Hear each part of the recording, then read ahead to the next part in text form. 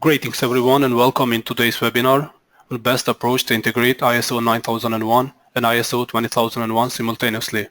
Great to have you all here with us. I am Shaun Mehmeti, the Portfolio Marketing Manager for Quality Management System here at PCB. This webinar will be presented by Mr. Strahinja Stojanovic. Strahinja is the author of the ISO 9001, 40001 and 80001 Academy Toolkit. He has an MSc in Mechanical Engineering and he is the holder of the following certificates: ISO 9001, ISO 40001 and OHSAS 80001 Lead Auditor. Please feel free to write your questions and comments in the question box in the right-hand control panel, or you can use the raise hand function to have a chance to ask the question directly to Strahinja. Left questions will be answered accordingly at the end of the presentation. Please, Strahinja, you may continue with the presentation. Hello everyone, thank you for attending this webinar about ISO 9001 and ISO 27001. And basically the idea behind the implementation of both standards at the same time and integrating them is because they are more common than it might seem at the first sight, especially now with the NXL structure that is adopted by 9001 in 2015, and the same structure was in the ISO 27001 2013. So the reason for implementing both standards is because basically the companies are getting more and more challenges in information security, and the information security can be a part of delivering quality products and services and ultimately satisfying your customers. So on today's webinar, we'll talk first about the similarities between those two standards, then we'll go through differences, and we'll talk also about the implementation issues and the roles in the implementation project. Then we'll go through the implementation steps, briefly about the certification and how to conduct it, and at the end we'll talk about the biggest challenges in the integration.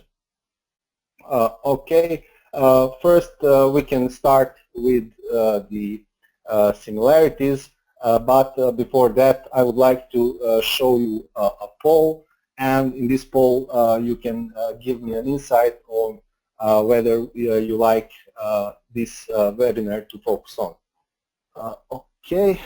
Let me see the poll. I don't know if Shaun is still online because I don't see the poll. Okay, we'll do it without the poll. So, first thing that comes to people's mind when talking about the management system standards at all is the PDCA cycle. And of course, the both standards apply this cycle during the implementation first, and later during the maintenance and let's say improvement of your integrated management system. And the pdca cycle has proven itself as a very useful tool.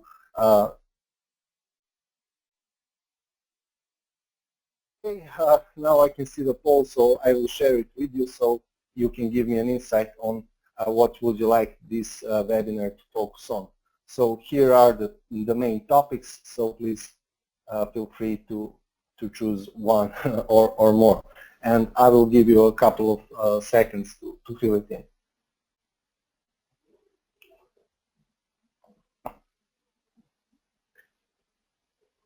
Okay, I see that most of you have already voted, so I will wait for a couple of more seconds and close the poll.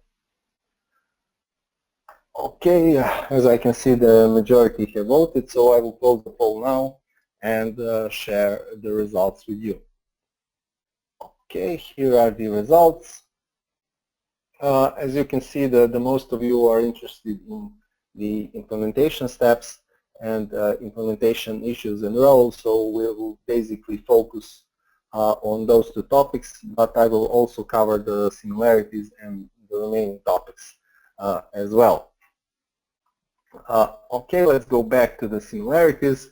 So as I said before, the high-level structure is now adopted by the both standards, and by high-level structure we think about the structure of the standards itself. Now both standards have the 10 clauses, and the similar requirements are placed in the similar numbering of the clauses in both standards. So this really facilitates the integration process. The next big similarity is the context of the organization. So you will need to determine the both external and internal issues relevant for the quality management and customer satisfaction, and for the information security, and also of course the interested parties. And in this case the interested parties requirements are more strict regarding the ISO 27001, but this requirement can be met by the same process for the both standards. And of course you will need to determine the scope of your integrated management system. The problem, let's say, with the scope is that if you decide to cover let's say only a part of your company with the ISO 9001, that can create problems when determining the scope for ISO 27001 because it may have a much wider scope because of the more let's say hazards or more risks regarding the different kinds of technology or assets, information assets that you use. So this is something that should be considered thoroughly, but it's basically the same requirement. The next one, the next similarity, of course, is the clause 5, or leadership. Basically, only difference here is that you will need to quality policy and information security policy, but there is a lot of requirements that are, let's say, common for both standards in terms of enhancing the people, assigning roles and responsibilities, and so on. And then we come to the part which is basically completely the same, which are the competence and awareness requirements, and basically these requirements can be met by the same process or the same procedure, same records, and so on. And the same is for the documented information. So the requirements are completely the same in terms of creating, updating, and handling the documented information. And then the both standards require monitoring and measuring, but of course monitoring and measuring of different things. So the ISO 9001 will be focused on the quality and the customer satisfaction, while the ISO 27001, of course, will be focused on the performance of your information security controls. Then, of course, internal audit, which is the same in terms of the way how the audit is delivered. The records, mandatory records for the internal audit are the same for both standards. So this can be one process, and it can be even better and more effective if you plan the audits at the same time, or during you have the plan audits on one place and in one plan. Then management review, the same as for the internal audit. Basically the process is the same, but the inputs and outputs of this management review will be different. So the ISO 9001 will require not only as an input, it will require of course risks and opportunities, then customer satisfaction, complaints, and so on. And the management review for 27001 will require performances and so on. But you will again have something the same, which are the non-conformities, corrective actions, results of the internal audits, reviewing of the policy, and so on. And for that reason, it can be, again, the same process for both standards and both systems. And of course, regarding non-conformities and corrective actions, the situation is pretty much the same. So again, you can use the same process and the same document, same records for both standards. Another, let's say, similarity is that you are allowed to have an exclusions.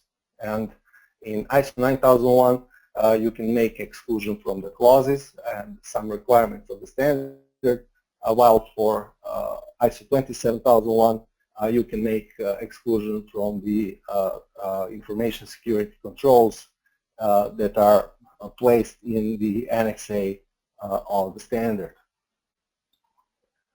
Okay, of course, there is a lot of differences between the standards, and due to the limited time, we cannot go into too many details.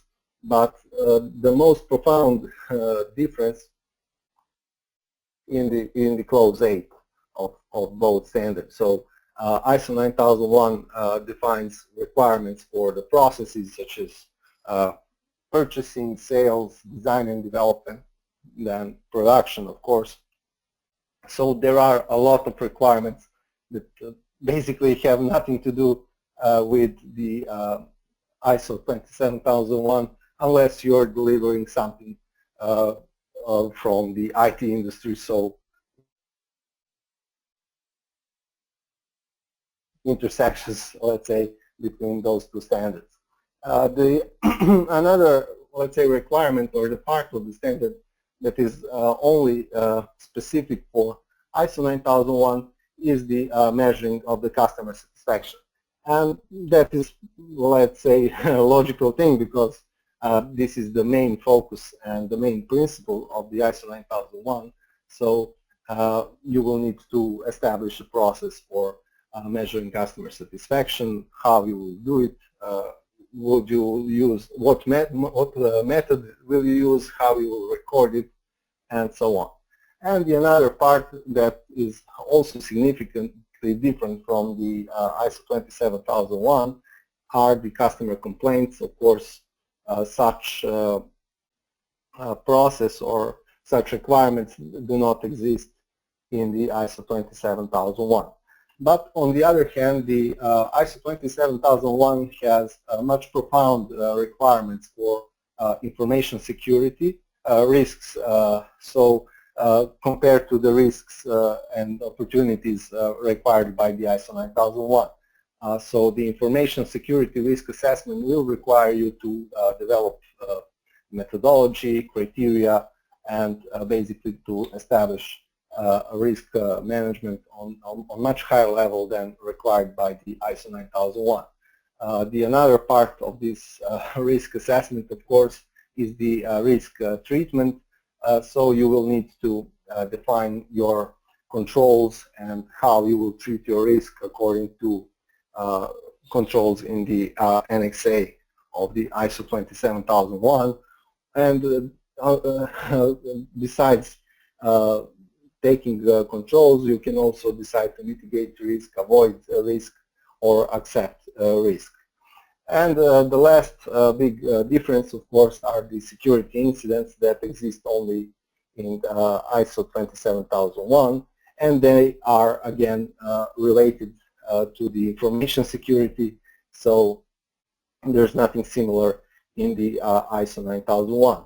What can be, let's say, different at the first glance, but eventually it can turn out the same, are some controls from the Annex A that are related to the design process, to purchasing, to employing new people, and so on. So lots of controls can be incorporated in the processes that are defined by the ISO 9001. So the main issues regarding the implementation of both standards at once are basically how to integrate QMS and ESMS into one single management system. And there is different approaches depending on the stage in which your company is. So if you already have 9001, it will be much easier to add requirements from the ISO 27001 and vice versa. And if you decide to implement them both from scratch and at once, it is good to start first with the common requirements, and then let's say spread the project and go and meet the requirements of both standards. Next, let's say big issue is incorporating security controls into processes. And the reason why this usually looks hard for people is because some of the controls require some additional documents, and for example, it can be really hard to add them to your production, for example, procedure or something like that. And I don't think that everything should be incorporated or everything should be merged. So the best thing to decide when deciding what to merge and what to leave as a separate documents is who will use those documents, and should they be more simple or they can be more complex. Addition to and the good help to in integration process is the publicly available standard PAS 99 integrated management, which is published by the ISO organization that provides guidelines in the integration process, let's say. On the end, I would like to talk about the merging of the quality policy and information security policy, because this part really gives a lot of ambiguities when implementing the standards at once. Some of the people have the approach to doesn't, of course, every let's say approach is correct, since the standards does not require them to be separate or merged. But maybe it would be better to keep them separate, because they have different purpose, and their availability to third parties is also different. So quality policy is more public document, and for that reason maybe it would be better to keep it as a separate document, information security policy. But again, if you like, you can merge them together. The roles in the project play the important part of the project success. So in previous version of the standard, you used to have the quality management system representative, and he used to be in charge of the QMS. But now this role is no longer mandatory, so the best, let's say, function to replace the management representative is of course the quality manager. And the function in the ISO 27001, and this is let's say very common practice to have this job title, that this is Chief Information Security Officer. So the best way is to have two persons that will be in charge of the implementation project, and one will deal with requirements regarding quality, and the other will be dealing with the information security. And the reason for that is because the standards require different set of skills and different expertise, so it's better to have two different people addressing the requirements of the standards. Again, it is good to have a project team, but it will depend mostly on the size of your company and the complexity of the products and services, or the risks regarding the information security. So in those cases, it is better to choose one person to be in charge, and it is not always easy to pick between the quality manager or CISO, because they're usually on the same level of the management, but me as a quality person would prefer to have a quality manager as the most, let's say, the person in charge, but again, it will depend mostly on the type of the business that company is doing. For example, if it's mostly some IT service or something related to the IT, it would be more natural to have the Chief Information Security Officer as a person that is in charge of the implementation project. And of course, in order to succeed with the implementation of the both standards and integration, it is crucial to have the top management support and make sure that you have a sponsor from the top management who will, let's say, overlook on the implementation process and provide needed resources and time for the implementation, because the implementation of one standard is complex enough endeavor. So having two separate standards implemented at once will require much time and much effort from the project team involved in the implementation. So let's go through some implementation steps. For the purpose of this webinar, I divided them into the 12-step implementation process. And the first step, of course, is to determine context of the organization and really define the base and foundation for your future integrated management system. The next step, of course, would be to define quality and information security policy. And again, as I said, it can be separated into two documents. It can be merged into one. It's mostly depending on your needs. After defining the policy, it is good time to deal with resources and the clause 7 of the standards support. So this is the time where you should define your procedure for competence, awareness, and training, documented information, communication process, and so on. So this is the good moment to define those supporting processes that will help you in further implementation and maintenance of your integrated management system. The next step, of course, would be to address risks and opportunities. And this will be mostly focused on the risks and opportunities emerging from the quality management system. So since the requirements are far less complex than compared to the ISO 27001, so this can be some, let's say, introduction to the risk-based thinking and addressing risks and opportunities. And these requirements will later extend when we come to the information security. And that is the reason why the next step would be to assess the information security risks. The reason I divided it is because of the different requirements, as I said. So for information security risks, you will need to define the methodology, things like that, and none of that is really required for addressing risks and opportunities. And once you assess your information security risk, you will need to treat those information security risks, and this will be done by applying the controls from the Annex A of ISO 27001.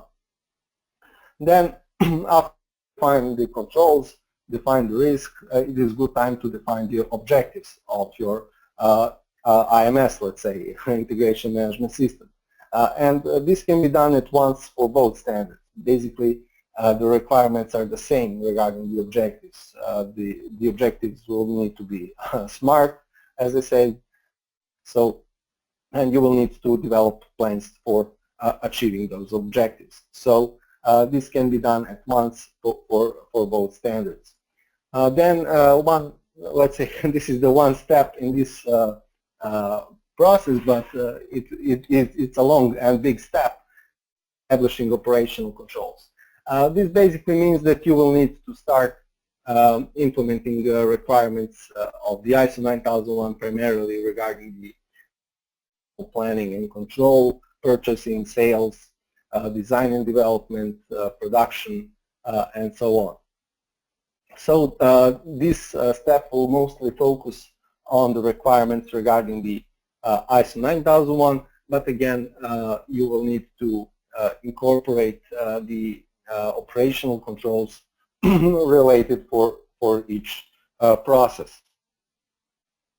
Later, of course, you will need to establish and conduct monitoring and measuring, and this can be done through KPIs for 9001 and also for ISO 27001. As a part of analysis, monitoring, and measuring, there is, of course, the internal audit, which should be performed. And again, it can be even one audit for both standards, but again, you will have to keep in mind that you will need to audit two different sets of requirements. So let's say some suggestion is to conduct two separate audits regarding the separate standards. And in the end, you will need to conduct the management review, and as I said before, they have different input and output requirements. So this is something also that can be done at once or on separate management review meetings. But again, the process and the way of conducting it is completely the same. And on the end, you will need to conduct the continual improvement, which basically means that you will need to conduct the corrective actions to address non-conformities arising from the internal audit or management review. And basically, after this step, you will be ready for the certification. And regarding the certification, the best way to conduct it is to have one integrated certification. The reason for that is that it will be much easier for you. It will save you time, and those certification tends to be even 30% cheaper than having two separate certifications. So this is something that should be taken as an advantage. Okay, now I would like to show you another poll, and in this poll you should give me your view on what you think is the biggest challenge in the implementation of ISO 9001 and ISO 27001. So please take a couple of seconds to fill it in. I will wait a couple of seconds because I see that the answers are coming in. Okay, so as I can see, the most of you have voted, so I will close the poll now and share the results with you. Okay, here are the results. So as you can see, the most of you are interested in incorporating security controls into processes, and I agree that this should be the biggest challenge. And regarding the policies, as I said, it's the company shouldn't focus only on meeting the requirements for documentation. The focus should be really on the purpose of each document, and does it really adds value to the company or doesn't. And that should be the guiding star, let's say, when creating the documents. Because documents are simple and easy to use, they will be applied. Otherwise, they will just be a piece of paper that nobody really cares or nobody really uses. As far as the incorporating security controls into processes, this is of course the most complex part, because if you don't do it properly, your information security probably wouldn't work. So as I said, the parts of the operational, controls defined by the NXA are addressing the certain clauses of the 9001. As I said, you have the set of controls regarding design and development, for example, regarding purchasing, employing new people, and so on. So these controls should be really examined, and the requirements from those controls should be incorporated in the procedures for example, for competence training and awareness, or purchasing procedure, or design and development, and so on. The next is, of course, the asset list of risk and risk assessment. This is really hard and requires a lot of effort, especially when you do it for the first time. But again, you can basically choose between two approaches. One is to focus on the assets and determine the risks, information security risks, according to the information assets that you have in your company, or go process by process, and depending on the process, you can define the risks, information security risks. And as I said before, auditing both standards at once can be challenging, and that's the reason why I always suggest to have two separate audits for each standard. I have no grounding or training yet. This is, of course, always a problem when implementing the standard. So for this, let's say, issue or challenge, I suggest you to visit the 9001 Academy, and we have a free online training where you can get the certificate for internal auditor certified or accredited by PCB.